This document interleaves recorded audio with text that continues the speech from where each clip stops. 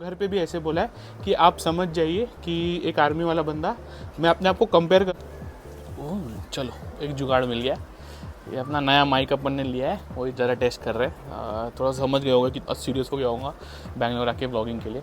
तो व्लॉगिंग वगैरह स्टार्ट तो करेंगे ही अपन, देखते हैं जैसे टाइम मिलेगा। अभी थोड़ा सेटल इन हो रहा हूँ। हाँ, ये वीडियो का मुद्दा क्या है वो मैं पहले बता देता हूँ कि मुझे ऑलमोस्ट 40 दिन हो चुके हैं बेंगलोर में आए हुए, बेंगलुरु में आए हुए। और पिछला वाला व्लॉग देखा कि मैं यहाँ क्यों आया था, क्या रीज़निंग था, सारी चीज़ें मैंने पिछले व्लॉग में बता दी है। अब मेरे को सिर्फ ये बताना था कि मेरा जो 40 दिन का एक्सपीरियंस था वो बैंगलोर का कैसा था। अब one word for Bangalore is, it is very similar to what Mumbai is. थोड़ा इंग्लिश में बोल रहे हैं but somewhat it is very similar to what Mumbai is. यहाँ पे भी लोग फास्ट पेस पे ही काम कर रहे हैं। यहाँ पे भी लोगों को काम से ही मतलब है, एक दूसरे में कुछ इंटरफेयर नहीं करते, सब अपने काम से काम का मतलब रखते हैं। और मेरा क्या है ना कि मैंने घर और ऑफिस में ज़्यादा डिस्टेंस है नहीं, तो मैं ना ऐसे लोकल्स से ज़्यादा मिल नहीं पा रहा हूँ और मुझे मिलना भी नहीं है। मैं एक पर्टिकुलर फोकस से आया हूँ बैंगलोर, वही बैंगलोर में काम करने के लिए आए हैं और एक पर्टिकुलर चीज़ से आया हूँ। देखते हैं अब कितना दिन ये अपन ये फोकस पे काम कर सकते हैं। तो और मैं कहीं घूमने भी नहीं गया, तो अगर 40 दिन में अगर देखा होगा तो बंदे आते हैं और मस्त घूम फिरने चालू हो जाते कि I saw this in Bangalore, 10 best places to visit in Bangalore. ये सारी चीज़ें मैं करने यहाँ नहीं आया हूँ। मैं एक फोकस से एक दिमाग लेके आया हूँ कि मुझे यहाँ पे क्या करना है, और वही मैं पिछले 40 दिन से कर रहा हूँ। इसलिए आप लोग ने देखा होगा कि मैंने कोई अभी तक वीडियो नहीं डाला कि मैं बैंगलोर घूमने गया था। मैं आगे हो सकता है डालूंगा, बट वो मेरा मोटिव नहीं है। बैंगलोर आने का मेरा जो मोटिव है वो एक लॉन्गर विजन के लिए है। मैं यहाँ पे कुछ सीखने आया हूँ, कुछ समझने आया हूँ। वो मैं देखता हूँ कितने टाइम में सीख समझ जाएंगे। क्या मैं मुंबई को मिस करता हूँ? बहुत ज़्यादा। क्या मैं दोस्तों फैमिली से दूर हूँ तो मज़ा आ रहा है? बिल्कुल नहीं। बट मैंने इसको घर पे भी ऐसे बोला है कि आप समझ जाइए कि एक आर्मी वाला बंदा, मैं अपने आप को कंपेयर कर रहा हूँ बट मैं कंपेयर करने लायक भी नहीं हूँ, मैं उनका 1% भी नहीं हूँ। बट आप समझिए कि कोई फैमिली में जो बंदा आर्मी में है उसको देखिए वैसे अपने 2-2 3-3 साल एक पर्टिकुलर पोस्टिंग पे निकालता है। तो समझ जाइए कि आपका बेटा, मैंने मम्मी को बोला आपका बेटा, मेरे वाइफ को बोल दे कि आपका पति, और समझ जाइए दोस्तों को भी बोल दे कि दोस्त 2 साल या 3 साल एक आर्मी के पर्टिकुलर लोकेशन पे जाके पोस्टिंग पे गया हुआ है। मैं वही बोल के आया हूँ, इसलिए वो सारी इमोशंस को मैं बहुत ज़्यादा कंट्रोल करता हूँ। स्टार्टिंग के 1 हफ्ते मैं बहुत ज़्यादा वीक हो गया था, मुझे समझ नहीं आ रहा था कि मैं बेंगलोर क्या करने आया हूँ, क्यों आया हूँ फैमिली से दूर। बट अब जैसे 40 दिन हो गए हैं, मुझे कंपनी में पर्पस भी पता चल गया कि मुझे क्या काम करना है, प्लस मुझे समझ में आ गया कि बैंगलोर ऑपरेट कैसे करता है। तो मैंने थोड़ा सा अपना लाइफ सेटल कर लिया है। मैं कहीं घूमने फिरने जा नहीं रहा हूँ, मेरे बिल्डिंग में ही क्लब हाउस है, मैं दिखाऊंगा, स्विमिंग पूल भी है वो भी दिखा दूंगा। और तो मेरे लिए ऑफिस से घर और घर से ऑफिस यही रूटीन रहने वाला है बहुत दिनों तक। हो सकेगा तो मैं कहीं जाऊँ घूमने के लिए तो उसका छोटा मोटा ब्लॉग बना दूँ, बट मेरा वो पर्पस नहीं है कि मैं बैंगलोर घूमने के आया हूँ। अगर बहुत लोग आएंगे तो वो सोच सकते हैं कि भाई वो आ सकते हैं, घूम सकते हैं, मैं वो मोटिव से नहीं आया हूँ। तो ये बातें मैं क्लियर कर दूँ।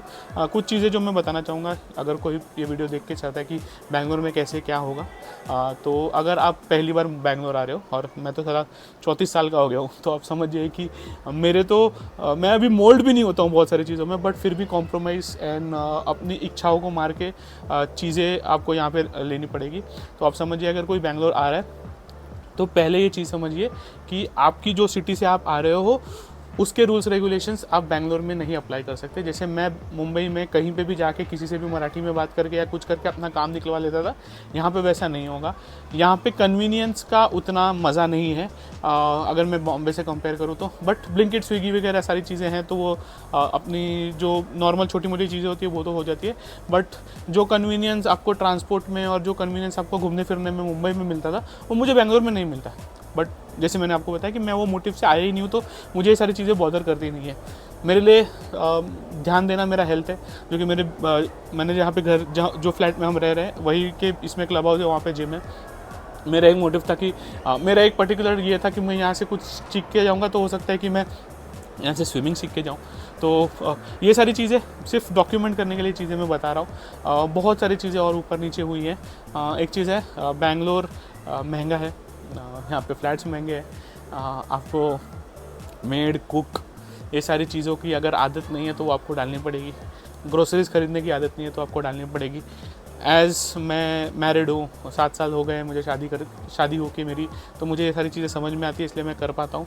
बट अगर आप बैचलर हो, आपने कभी अपने घर पे कुकिंग नहीं की या फिर अपने घर पे कभी सब्जी तरकारी नहीं खरीदा है, तो प्लीज़ यहाँ अगर आप आ रहे हो तो ये सारी चीज़ों का स्किल आपको डेवलप करना होगा, वरना बाहर से आप खा के मर जाओगे। यहाँ पे चीज़ें महंगी है और बाहर खाने वाली भी चीज़ें मुझे नहीं लगती कि इतना मज़ा देगी। यहाँ पे एक टाइम के बाद आप बोर हो जाओगे। तो कुक और साफ़ सफाई करने के लिए मेड और ग्रोसरीज ख़रीदना, ये सारी चीज़ें स्किल आपको सीखनी पड़ेगी। बाकी मोस्टली यहाँ पे मैंने देखा है कि बेंगलोर के लोकल्स बहुत कम हैं। अब मैं जहाँ पे रह रहा हूँ जो कि सरजापुर एरिया है, यहाँ पे बेंगलोर के लोकल्स बहुत कम हैं। लोकल्स जो है वो थोड़ा अंदर साइड रहते हैं, जेपी नगर और वो सारे साइड्स पे रहते हैं। तो यहाँ पे आपको मोस्टली आपके नॉर्थ के लोग ज़्यादा मिल जाएंगे, साउथ के लोग बहुत कम मिलेंगे। यहाँ पे हेल्प्स भी आपको 50-50 है, नॉर्थ और ईस्ट वेस्ट के ज़्यादा लोग हैं, साउथ के बहुत कम है। बट यहाँ पे एक चीज़ है कि अगर आप बोल दो सामने से कि आपको ये लोकल लैंग्वेज नहीं आती, जैसे मुझे कन्नड़ा नहीं आती, मैं सीखने की ट्राई कर रहा हूँ, 1-2 लाइन मैंने सीख भी ली है, तो वो चीज़ आप अगर बोल दो कि नहीं आती तो यहाँ पे लोग परेशान नहीं करते। हो सकता है चर्जापुर में नहीं कर रहे हैं, कहीं और हो सकता है कि कर दे, बट मोस्टली यहाँ पे लोग जो दिखाया जाता है सोशल मीडिया पे वैसे नहीं है कि भाई मारते हैं, लोकल लैंग्वेज नहीं पढ़ो, तो ये सारी चीज़ें नहीं है यहाँ पे। मेरे को तो अभी तक नहीं हुई, हो सकता है होगी, किसी के साथ हो गई होगी, बट मेरे साथ अभी तक नहीं हुई है। प्लस क्या मैं जहाँ पे रह रहा हूँ वो चीज़ मैंने कैसे मैनेज की वो मैं बता देता हूँ। सो में हम लोग एक 3 BHK पेंट हाउस में रह रहे हैं, मेरे साथ और ऑफिस के 2 बंदे हैं। ये पर्टिकुलर फ्लैट का जो रेंट है वो अराउंड 65,000 है। मास्टर बेडरूम में एक फ्लैटमेट रह रहा है, वो थोड़ा सा ज़्यादा दे रहा है, वो अराउंड 25,000 दे रहा है। हम एक रूम का 20,000 दे रहे हैं। बाकी घर में जितना भी फर्नीचर है, आप पीछे जो रिक्लाइनर देख रहे हो, ये चेयर देख रहे हो, अंदर भी चीज़ें अगर मैं होगी तो मैं दिखाऊंगा। ये सारी चीज़ें हम लोग ने फर्लेंको से रेंट की हुई है, जिसका हमें 7,500 रुपये महीना आ रहा है। मेड हमसे 4,000 रुपये ले रही है, कुक हमसे 7,500 रुपये ले रहा है, जिसमें वो ब्रेकफास्ट, लंच और डिनर बना के दे रहा है। ग्रोसरीज हमें खुद खरीदनी है। प्लस ये पर्टिकुलर बिल्डिंग बहुत बड़ी है, तो इसकी मेंटेनेंस और वो कॉस्ट पर 9,000 रुपीज़ है। मुझे अराउंड 3,300 आ रहा है मेंटेनेंस। सारे मेरे खर्चे हैं। प्लस मैं यहाँ पे बाइक अपनी ट्रांसपोर्ट करा के लेके आया हूँ पोर्टर से, तो उसमें मुझे अराउंड 8,000 रुपये लगे। कुछ और फर्नीचर में ट्राई कर रहा हूँ लाने के लिए, उसके मुझे लगभग 30-35 हज़ार रुपये लगेंगे। बट ये सारी जो चीज़ें हैं ये मेरी कंपनी रीइंबर्स करके मुझे रीलोकेशन बोनस में दे रही है, इसलिए मैं मंगा रहा हूँ। अगर आपकी दे रही नहीं है तो आप प्लीज़ रेंट आउट करिए, रेंट बहुत ईजी पड़ जाता है। और आप किसी के साथ रेंट करोगे तो वो सारी चीज़ें आपकी हाफ हो जाती है। जैसे हम 3 जन मिल के अपने लिए बेड्स, मैट्रेस, सोफ़ा वगैरह सारी चीज़ें मंगाई हैं, तो मुझे ज़्यादा खर्चा नहीं आ रहा, 2,000 रुपये आ रहे हैं। अगर मैं पूरे साल भी रहूँगा तो 24-25 हज़ार रुपये मेरा खर्चा होने वाला है। अगर मैं यही सारी चीज़ें मेरे लिए खरीदने जाता तो मुझे 1,00,000-1.5 लाख रुपये लग जाते। और अगर मैं इसको 3 साल भी खींचूँगा तो भी ऑलमोस्ट 70,000 के आसपास ही मेरा लगने वाला है। नहीं तो और फिर जब मैं जाऊंगा तो वो मुझे बेचना भी पड़ता है, इसलिए मैंने रेंट आउट कराया, ताकि जब मैं जाऊं तो फिर यहाँ से किसी को बोल दूं, वो फर्लिंग वाले आएंगे और लेके चले जाएंगे। तो ये मोटा मोटी मेरा खर्चा है। एक्सपीरियंस अभी तक एवरेज ही है, ज़्यादा ओवरवेलमिंग नहीं लगा। एंड मुझे ऐसा लगता है कि as I come from Mumbai, मेरा एक पर्टिकुलर, हम लोग थोड़ा सा प्रैक्टिकल सोचने वाले वहाँ लोग हैं। हम लोग वहाँ पे कोई भी चीज़ें को थोड़ा सा कॉम्प्रोमाइजिंग तरीके से ले लेते हैं। जैसे यहाँ पे अगर कोई मेड आ रही है और वो एक दिन उसने अगर काम ठीक से नहीं किया तो हम उसे डांटते नहीं है।